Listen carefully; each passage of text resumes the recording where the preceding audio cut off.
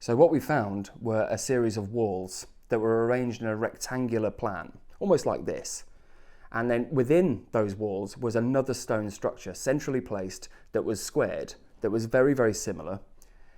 But those are known, and they are easily identifiable across the northwestern provinces of the Roman Empire as mausolea, or funerary monuments.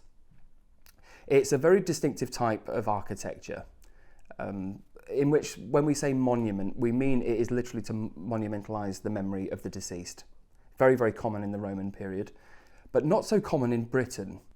Even less common than that is what they did after this. So that monument probably occurred in the early 2nd century AD, associated with a villa complex immediately next door.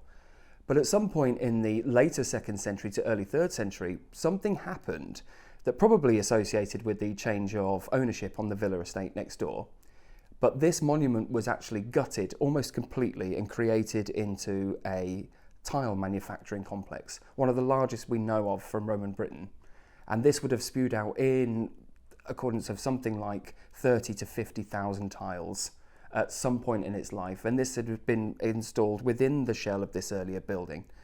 It was very, very clear to see. And next to it was lots and lots of other bits and pieces, such as pottery kilns and other manufacturing bits. In fact, there was an awful lot of stuff going on. And all of these things together seem to give us a glimpse at a life of people that are often invisible in the archaeological record.